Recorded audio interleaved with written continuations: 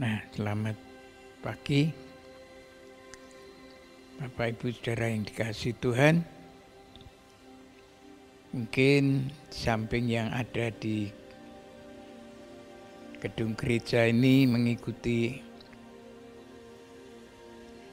persekutuan doa khusus untuk negara bangsa ini, mungkin nantinya akan Bapak Ibu yang ada di rumah yang mungkin mengikuti akan tayang atau akan hal ini bisa lewat HP-nya sehingga nantinya pun bisa mendengarkan firman Tuhan.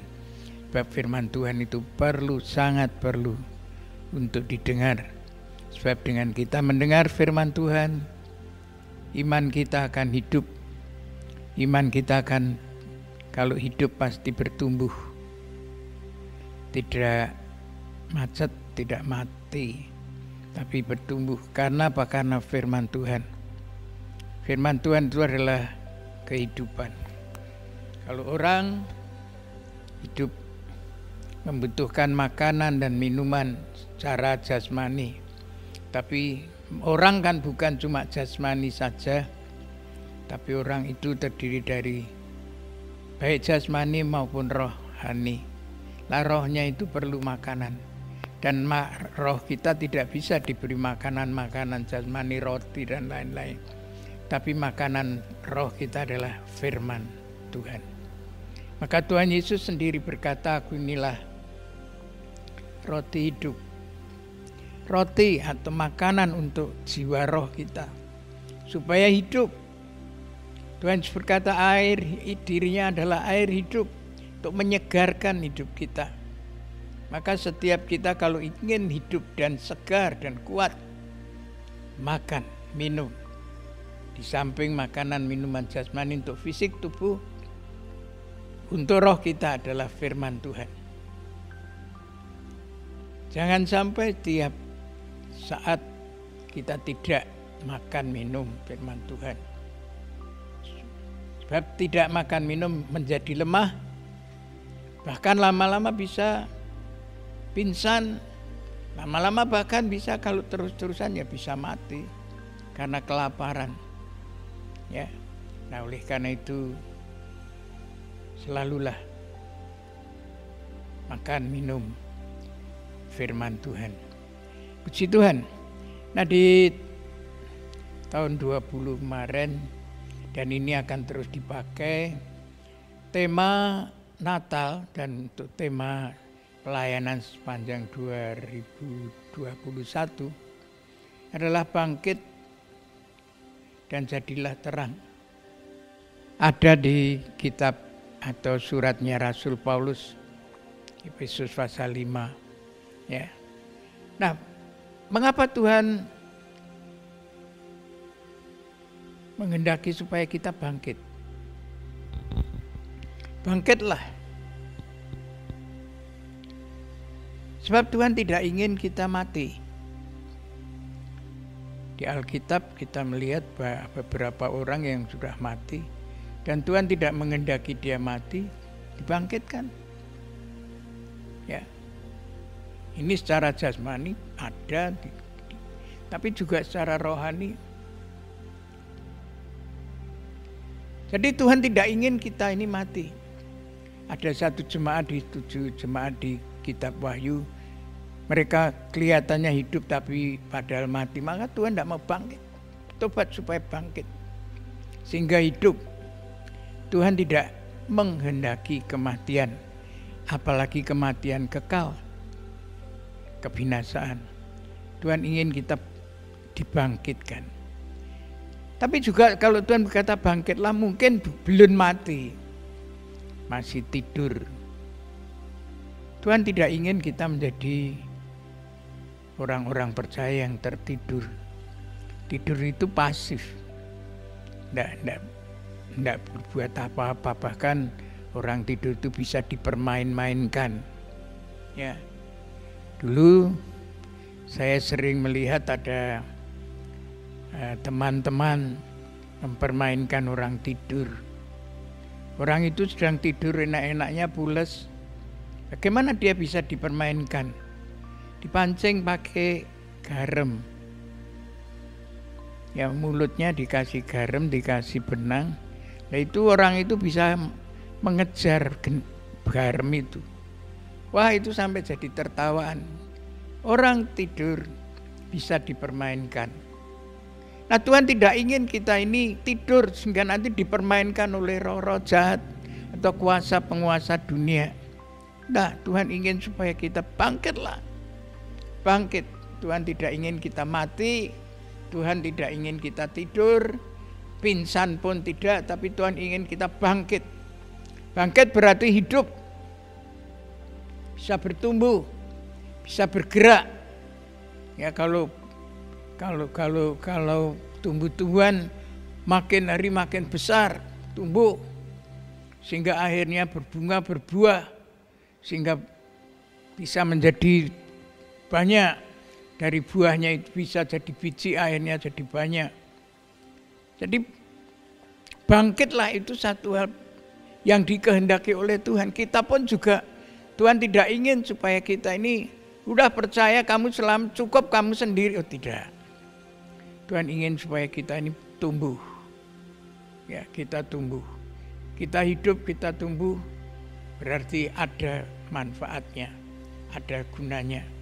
Nah, Bapak Ibu serta saudara-saudara yang dikasihi Tuhan, mari saya ingin mengajak Bapak Ibu Saudara ya merenungkan firman Tuhan yang ada kaitannya dengan ini, bangkitlah dan jadilah terang, supaya kita ini bangkit sehingga kita ini jadi terang. Saya akan mengajak Bapak Ibu membaca di dalam firman Tuhan di dalam kitab Injil Lukas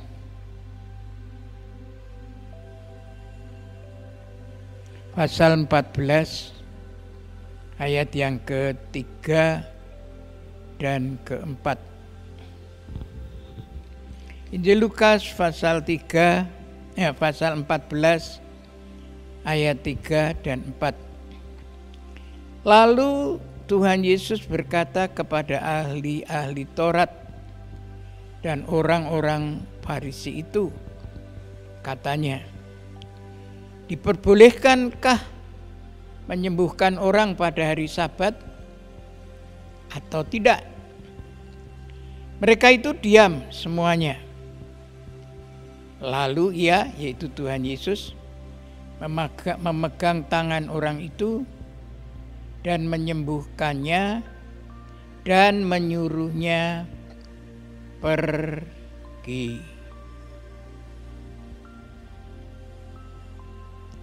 Nah, Bapak Ibu Saudara yang dikasihi Tuhan, Tuhan tidak ingin kita menjadi mengikut Dia, pengikutnya Dia, tetapi pasif. Atau seperti yang dituliskan di dalam kitab Injil Lukas 14 ini, pasal 14 ayat 3-4, seperti yang diperbuat oleh orang-orang beragama. Waktu itu imam-imam, orang Farisi, orang Saduki. Yaitu pada waktu Tuhan Yesus itu masuk di dalam satu rumah, bahkan rumah pemimpin orang Farisi untuk makan di situ. Ya. Orang-orang itu hadir mengamat-amati dia dengan seksama, sebab datanglah seorang yang busung air berdiri di hadapannya. Ada orang sakit busung air itu, perutnya besar, tapi itu bukan karena mengandung, tapi itu karena penyakit. Itu namanya busung air. Kalau sekarang memang bisa dioperasi, disedot, diambil airnya dan lain. Tapi zaman itu belum ada seperti itu. Nah, sehingga orang ini pasti badannya makin kecil, perutnya makin besar. Wah, ini penderitaan sekali. Ada orang datang ke situ dalam keadaan yang sakit, yang sangat menderita.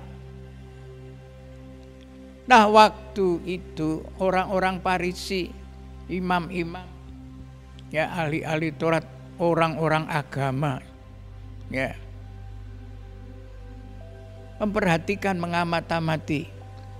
Mengamati itu apa? Bukan untuk mendoakan orang yang sakit itu, atau ikut berprihatin untuk orang yang sakit itu, atau untuk mendukung apa atau apa yang sakit itu, tidak.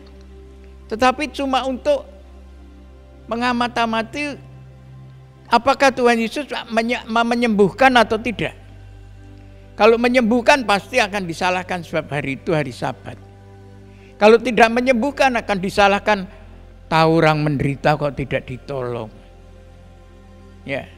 Jadi orang Farisi, imam-imam, para ahli Taurat ini adalah orang yang cuma cari gara-gara untuk menyalahkan Tuhan Yesus.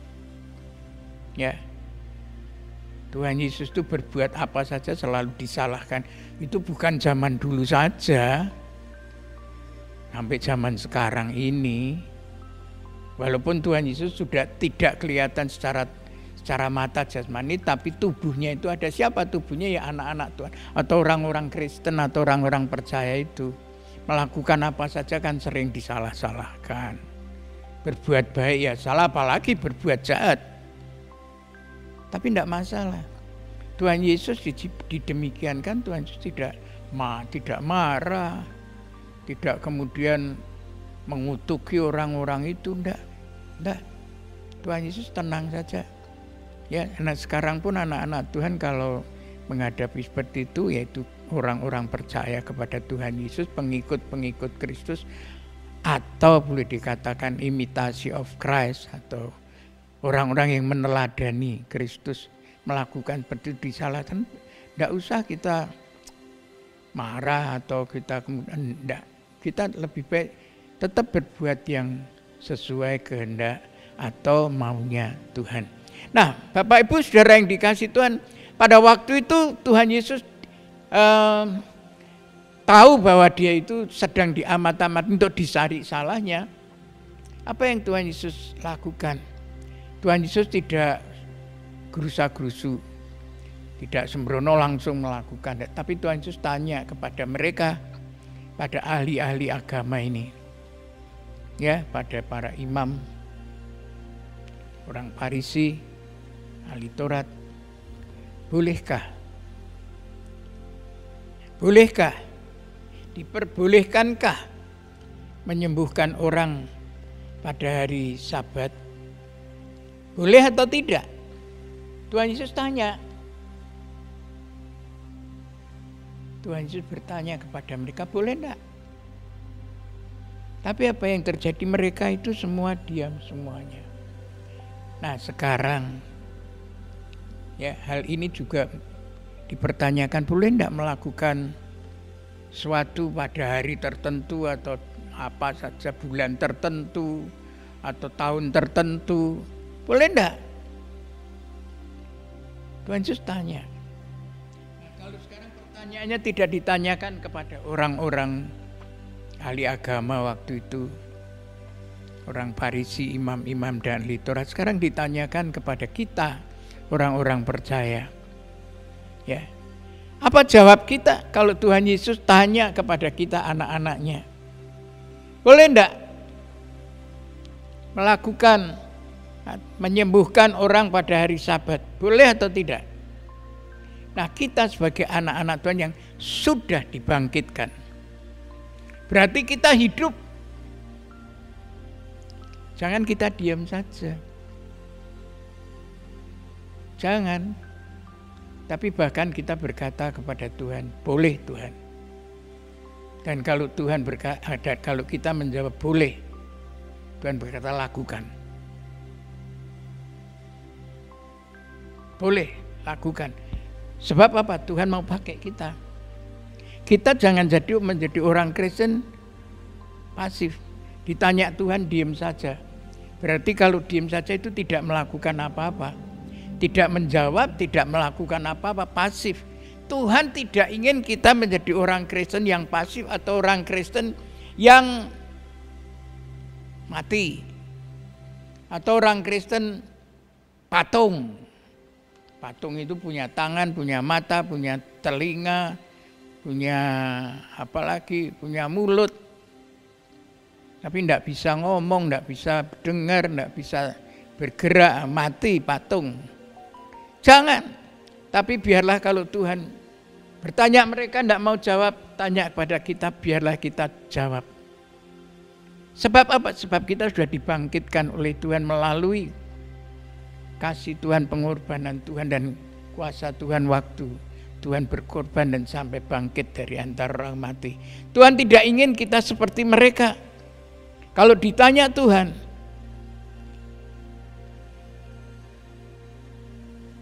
jangan kita diam. Mungkin Tuhan tidak tanya kepada kita langsung. Mungkin ada lewat orang. Orang tanya tentang hidup kita, iman kita, kepercayaan kita. Ya. Lewat orang tanya, bagaimana iman kita, bagaimana keyakinan kita, bagaimana ibadah kita, bagaimana dan lain-lain. Kita jangan diam, beri jawaban. Sebab di dalam surat Rasul Petrus katakan supaya kita ini menjadi orang yang bisa menerangkan pada tentang kehidupan iman kita. Maka itu kita harus tahu iman kita. Kita harus benar-benar mengerti dasar iman kita, percaya kita. Bukan saja tentang keselamatan, tapi tentang yang lain-lain. Maka kita perlu mengerti, walaupun tentu tidak perlu harus ya jadi pendeta. Tapi setiap orang Kristen harus tahu, setiap orang percaya harus tahu bagaimana supaya bisa diselamatkan. Bagaimana supaya menjadi orang Kristen yang bangkit, kuat, teguh, bisa melayani. Kalau ditanya begitu saja tidak bisa jawab atau diam saja. Waduh, kita berkatakan Kristen yang bukan saja tidur tapi dikatakan mati. Pasif, jangan. Kalau kita menjadi orang Kristen ditanya, sebab orang yang bertanya karena dia membutuhkan atau kepingin tahu. Kalau Tuhan jelas tanya kepada kita, kita menjawab dengan jelas. Boleh. Ya. Dan Tuhan pasti akan memberi kepada kita kemampuan, kuasa untuk kita lakukan. Sebab itu yang Tuhan mau. Yang Tuhan mau itu adalah kita melakukan kehendaknya. Kalau Tuhan berkata bangkit, berarti Tuhan membangkitkan kita, Tuhan ingin pakai kita. Ya, Tuhan ingin pakai kita. Nah, seperti yang terjadi di zaman Yeskiel. Waktu Nabi Yeskiel diperlihatkan tentang tulang-tulang kering. Di mana tulang-tulang kering itu sebetulnya sudah mati, sudah tidak bisa apa-apa. Sudah jadi tulang. Walaupun masih ada dagingnya pun kalau sudah mati ya tidak bisa apa-apa. Namanya jenazah. Apalagi sudah jadi tulang-tulang kering, ini berarti sudah matinya sudah cukup lama. Sudah tidak bisa apa-apa. Ya. Tapi Tuhan tanya, bisa enggak dibangkitkan? Akhirnya Tuhan berfirman dan tumbuh katakan daging, kulit dan akhirnya hidup dan bahkan jadi tentara, bala tentara yang besar. Artinya punya kuasa, punya power, itu maunya Tuhan. Tuhan ingin supaya kita bangkit menjadi kuasa. Punya kuasa dari Tuhan. Untuk apa? Yaitu untuk menjadi tentaranya Tuhan atau serdadunya, prajuritnya Tuhan Yesus. Untuk menjadi terang. Nah, Tuhan bertanya. Maka kalau Tuhan bertanya, mungkin lewat orang juga bisa. Maka mari kita menjawab dengan tegas. Jangan menjadi seperti para imam-imam Farisi ahli Taurat. Ditanya, diam saja. Apakah mereka tidak mengerti? Ngerti. Ning ya wong mati. Mati rohaninya. Ya. Mati hatinya, mati kasihnya. Jadi tidak bisa melakukan apa-apa. Diam saja. Kita jangan. Apalagi yang kita sudah terus boleh dikatakan sudah diberi oleh Tuhan Roh Kudus yang terus menolong kepada kita. Jangan kita mati. Jangan kita menjadi orang Kristen, ya boleh dikatakan orang Kristen yang tidak berguna. Ada satu cerita, anjing itu adalah sangat berguna kalau anjing itu hidup. Tapi bukan hanya hidup, tapi bisa melakukan tugasnya. Ya, kalau anjing itu besar mungkin bisa menakuti orang. Tapi anjing itu kecil pun bisa berguna. Kalau misalnya ada orang jahat, apa kerjanya anjing? Karena dia masih kecil, anjing kecil. Dia tidak mungkin mau gigit, takut karena orangnya mungkin senjata atau orangnya besar. Tapi dia bisa menggonggong. Jegok-jegok. Lah itu pertanda. Dia memberi tanda kepada yang punya ada orang jahat. Tapi apa gunanya anjing yang tidak bisa menggonggong? Tidak bisa berkarya. Tidak ada gunanya. Anjing walaupun kecil tapi kalau dia masih bisa menggonggong, bisa mengerti ini orang baik atau orang jahat, itu tetap berguna. Kita juga demikian. Walaupun mungkin dinilai hanya kecil, tidak masalah. Tapi kita biarlah menjadi berguna. Bangkit dan menjadi terang. Jangan sekali-kali kita menjadi anak Tuhan yang mati, apa tertidur, ya mungkin karena kenyamanan hidupnya terus tertidur enak-enak. Jangan. Tetapi jadilah orang Kristen yang bangkit dan terus menjadi terang. Terang itu sangat bermanfaat. Saya nanti 2 minggu lagi saya akan melayani juga tentang bagaimana jadi terang. Ya. Besok minggu jadwal sudah saya sampaikan. Pagi Nita Sadra, siang sahabat Kartiko ya, sore Pak Naftali, terus nanti minggu depannya saya, dan selanjutnya ya saya akan ini tetap pakai tema ini. Nah, jadi Tuhan itu ingin supaya kita ini tidak menjadi orang Kristen, apalagi pelayan yang mati. Kita harus punya inisiatif, punya inovasi, punya pemikiran. Apa yang harus saya lakukan? Karena saya hidup, saya bangkit sudah. Saya tidak tidur, saya tidak mati, saya tidak pingsan. Tapi saya hidup.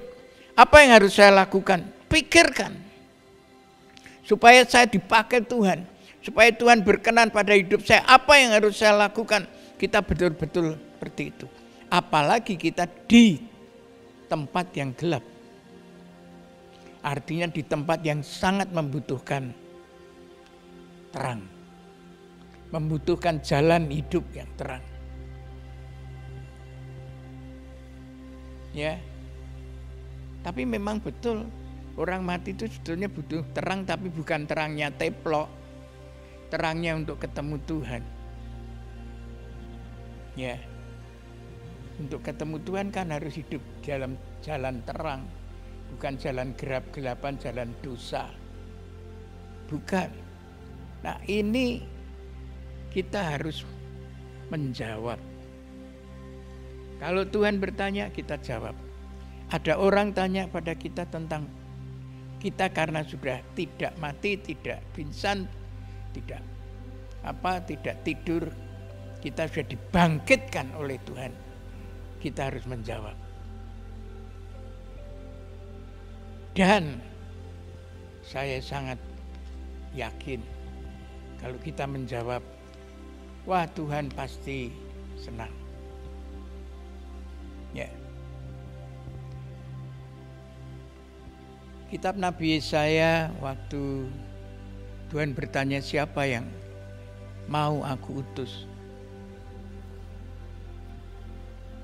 Tadinya diam semua. Diam. Tapi akhirnya Yesaya menjawab, inilah aku Tuhan. Ya, pakailah aku. Dia mau menjawab. Dan Yesaya dipakai Tuhan luar biasa. Yesaya adalah salah satu nabi terbesar boleh dikatakan di Perjanjian Lama. Coba lihat nubuatan-nubuatan Tuhan Yesus itu hampir semua di dalam kitab Nabi Yesaya. Ya, dari kelahirannya, namanya, sampai kematiannya, sampai kebangkitannya, itu semua ada di dia. Walaupun ya saya memang belum pernah baca, cuma dengar. Nabi Yesaya itu akhirnya hidup mengakhiri hidupnya sebagai martir besar itu. Kalau tidak salah dimutilasi ya Pak. Coba bisa itu karena dia dipakai Tuhan, dimutilasi tidak masalah, itu cuma tubuhnya aja. Yang penting roh jiwanya sudah bersama dengan Tuhan. Maka kalau Rasul Paulus berkata mati itu untung, itu benar sekali. Tepat sekali. Ya. Untung kenapa? Karena langsung ketemu dengan Tuhan. Dalam kemuliaannya. Bukan kebusukannya. Ya, bukan kekotorannya. Tuhan tidak punya kekotorannya, kenajisannya. Ya. Ya, puji Tuhan. Kalau kita seperti itu, saya Tuhan senang. Tuhan, kalau kita mau menjawab, Tuhan sangat berkenan. Kita lihat salah satu contoh yang lain, Samuel. Waktu dipanggil Tuhan, ya, karena dia masih terlalu kecil, dia tidak mengerti. Dia bertanya kepada Imam Eli, berulang-ulang, apakah Bapak memanggil saya? Sampai berulang-ulang. Baru setelah itu Imam Eli tahu, wah ini dipanggil Tuhan. Nanti kalau kamu dengar lagi panggilan, katakan jawaban, aku di sini Tuhan. Dan akhirnya apa yang terjadi? Samuel dipakai Tuhan luar biasa. Karena menjawab maunya Tuhan. Ya. Ya, ini salah satu cerita juga saya akan sampaikan nanti. Satu kisah kesaksian yang bagus, mungkin ada yang baca ini. Ada seorang muda yang dia itu terpanggil untuk jadi utusan Injil. Nah, dia menjawab apa yang menjadi panggilannya itu, yaitu untuk menjadi utusan Injil.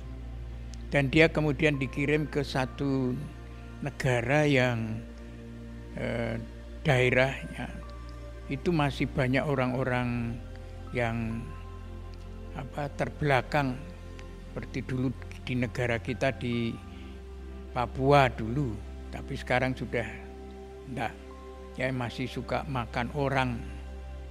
Nah, dia menjawab panggilan Tuhan itu.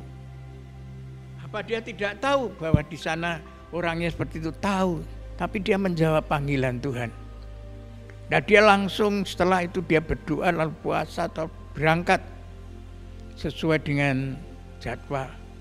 Tapi apa yang terjadi di tengah perjalanan, kendaraan yang ditumpanginya terjadi kecelakaan.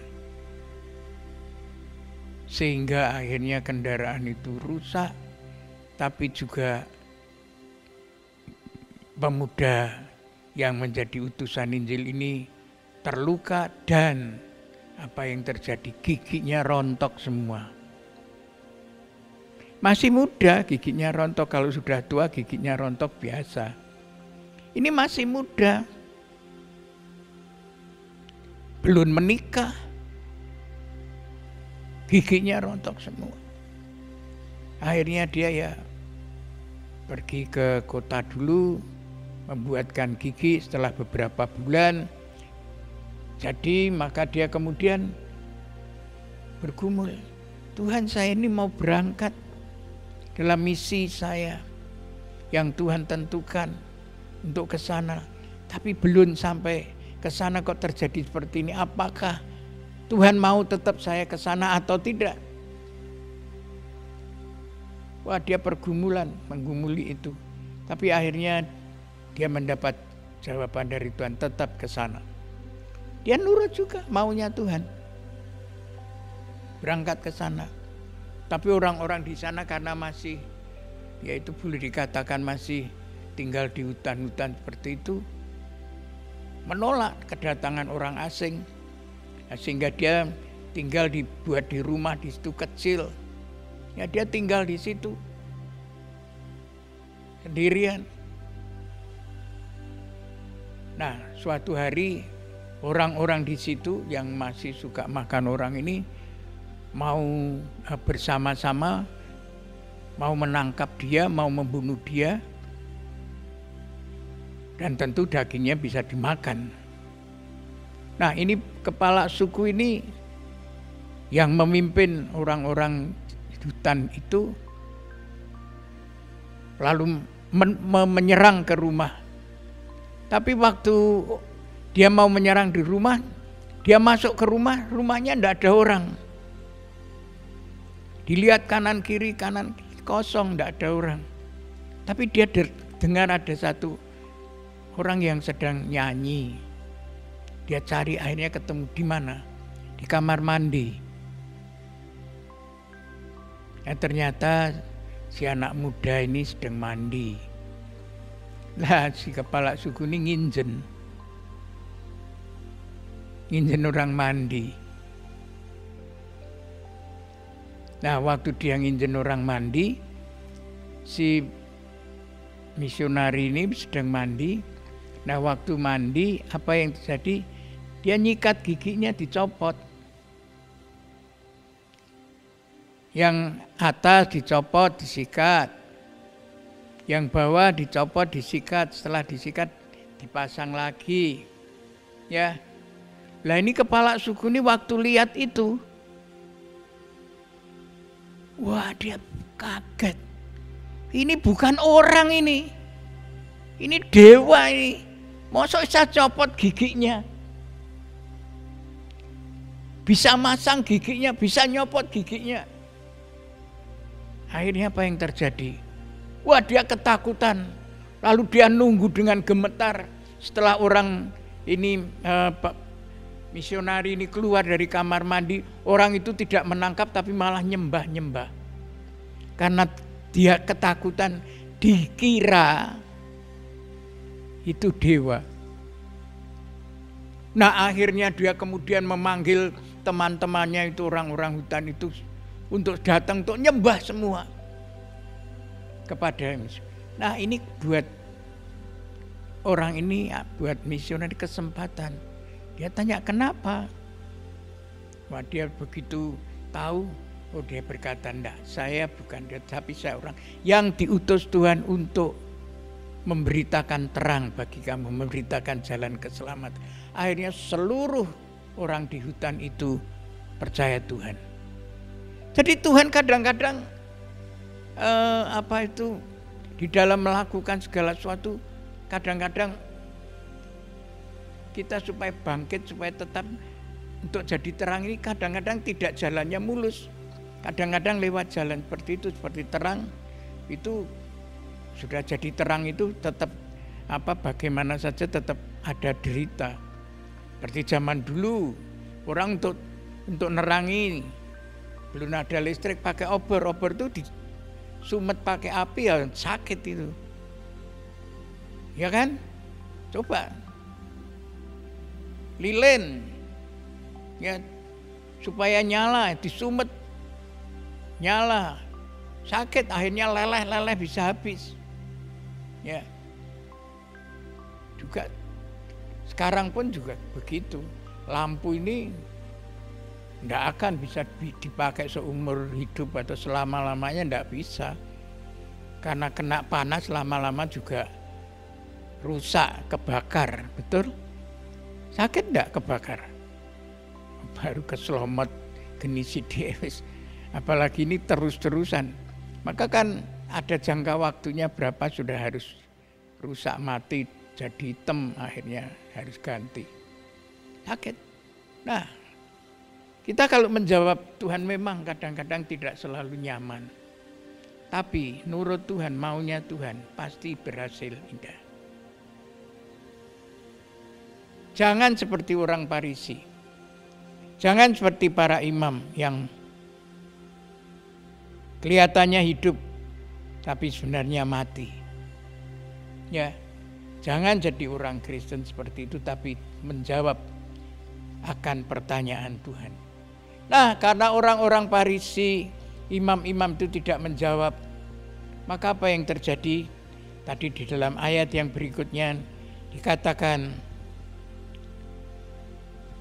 mereka itu diam semuanya. Lalu Tuhan memegang tangan orang sakit itu dan menyembuhkannya dan menyuruhnya pergi. Tuhan bertindak. Ya, Tuhan bertindak. Kalau kita mati, kita tidak mau dipakai Tuhan, artinya tidak mau menjawab panggilan Tuhan atau pertanyaan Tuhan. Tuhan bisa pakai apa saja. Ya, burung gagak pun bisa dipakai Tuhan. Keledai bisa dipakai Tuhan untuk bicara. Ayam bisa dipakai untuk berkokok, menyadarkan Petrus. Sehingga sekarang ini ada gereja ayam. Itu di atasnya ada ayam dari apa itu. Itu untuk mengingatkan Petrus. Oh, Tuhan bisa, tapi Tuhan sebetulnya rindunya pakai kita. Tidak pakai mereka itu. Tuhan maunya pakai kita. Asal kita mau menjawab. Dan kalau kita mau menjawab, ya, Tuhan itu pasti dengan kuasanya, dengan rohnya yang kudus akan menolong kita untuk melakukan. Kalau dulu tubuhnya Tuhan secara fisik Tuhan Yesus, tapi sekarang tubuhnya adalah kita ini. Bapak, Ibu, Saudara dan saya adalah tubuh Tuhan Yesus yang mau Tuhan pakai. Untuk apa? Untuk menjawab maunya Tuhan. Membawa terangnya Tuhan yang sudah Tuhan terangkan atau limpahkan kepada kita supaya makin banyak orang, bahkan rinduan Tuhan semua orang akhirnya menerima terang yang ajaib ini. Tuhan tidak ingin satu orang pun hidup tetap di dalam kegelapan. Tuhan ingin supaya semua hidup dalam terang. Maka itu Tuhan ingin jawaban. Saya pernah saksikan pada waktu saya masih menjelang selesai studi, karena mengalami pergumulan yang saya rasakan berat sekali. Saya waktu itu menyendiri di daerah Kopeng bersama-sama dengan rekan-rekan, tapi kemudian dibagi sendiri-sendiri. Nah, saya dalam pergumulan saya itu karena waktu itu saya diperhadapkan pada dua pilihan. Pilihan pertama, saya tetap melayani, tapi harus apa? ditinggalkan seorang yang mengasihi saya. Sebab dia berkata, aku tidak mau dapat seorang pendeta. Ya. Itu resiko. Nah, saya di dalam pergumulan itu, saya menyendiri di salah satu, boleh katakan hutan pohon bambu. Dan di situ ada batu besar. Di batu besar itu di bawahnya ada bambu yang dipakai untuk jadi pancuran. Ya. Jadi di situ ada kali, sungainya kecil atau selokan lah. Tapi airnya dari sumber itu dipancurkan lewat bambu. Nah, pada waktu saya ada di atas batu itu, saya sambil melihat air yang mancur lewat bambu itu, ya saya dalam hati bertanya-tanya, Tuhan bagaimana ini saya nanti kalau selesai melayani atau saya melepaskan. Sebab itu ya buat anak muda pergumulan yang cukup berat. Ya. Nah, tapi di tengah-tengah saya pergumulan itu, tiba-tiba itu di hutan bambu itu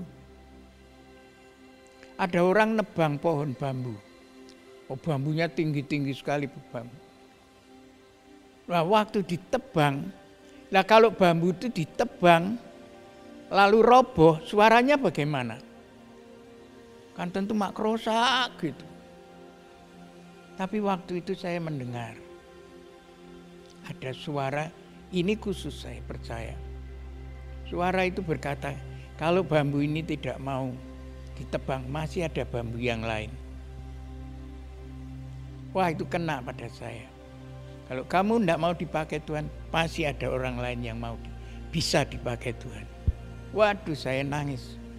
Saya berkata, Tuhan, saya lebih baik dipakai Tuhan daripada saya nuruti mau saya. Dan saya lepas.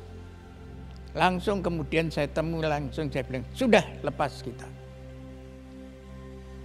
Puji Tuhan. Saya lalu sekarang ini baik bisa berpikir, kalau waktu itu saya tidak menjawab Tuhan, apa jadinya? Saya yang celaka sendiri. Saya yang tidak karuan sendiri. Ya, tapi puji Tuhan. Saya percaya Tuhan waktu itu memberi kuasa Roh Kudus. Sehingga saya boleh dikatakan mengambil keputusan itu bukan karena mau saya, tapi maunya Tuhan. Dan saya cuma nurut saja. Dan puji Tuhan. Sehingga sampai sekarang, ya, saya bisa tetap melayani, bisa tetap bersama-sama terus mengembangkan pekerjaan Tuhan walaupun jelas tidak sedikit tantangan. Ya, ini saya pikirkan juga hari-hari belakangan ini. Kita ini baru kali ini merayakan Natal, menghadapi keadaan seperti ini. Sudah tunda lagi. Jadi dan bahkan sekarang ditambah lagi harus, ya sudah, asal kita tetap saja memberitakan. Walaupun caranya mungkin tidak bisa tatap muka semua, cuma paling banyak 50, ya enggak apa-apa. Tapi kan berita itu bisa malah menyebar kemana-mana. Ya. Nah, jadi puji Tuhan. Maka itu mari kita jangan seperti orang Farisi itu, tapi juga marilah kita jadi seperti yang Tuhan mau. Jadi kalau Tuhan berkata bangkitlah, biar kita langsung bangkit. Berdiri. Ya, seperti yang orang lumpuh. Tuhan katakan bangkit, berdiri. Ya, angkat tempatmu, kita angkat. Kalau Tuhan berkata seperti itu, kita lakukan. Seperti ini Tuhan melakukan. Orang yang busung perutnya ini, begitu Tuhan berkata kepada dia, langsung dia sembuh dan disuruh pergi. Dan saya percaya dia pergi tentu tidak dengan diam. Ketemu setiap orang-orang mungkin yang kenal dengan dia, tanya, loh kamu sekarang kau sudah sembuh, siapa yang menyembuhkan? Pasti dia akan membawa berita tentang Tuhan Yesus. Dan nama Tuhan Yesus makin tersebar. Sekarang maunya Tuhan juga begitu. Ingin supaya nama Tuhan Yesus makin dihujat tapi makin tersebar. Makin ditekan tapi makin merambat. Makin terus bekerja. Oleh karena itu mari kita semua kalau ditanya oleh Tuhan Yesus karena kita sudah dibangkitkan, jangan kita diam. Tapi mari kita menjawab dengan tegas. Iya, bisa, boleh melakukan yang baik, yang benar. Ya, hari apapun, kapanpun, dimanapun, dalam kondisi apapun, baik atau tidak baik, tetap bisa. Dan pasti roh Allah, kuasa Allah akan menolong kita. Kiranya Tuhan memberkati kita semua. Amin.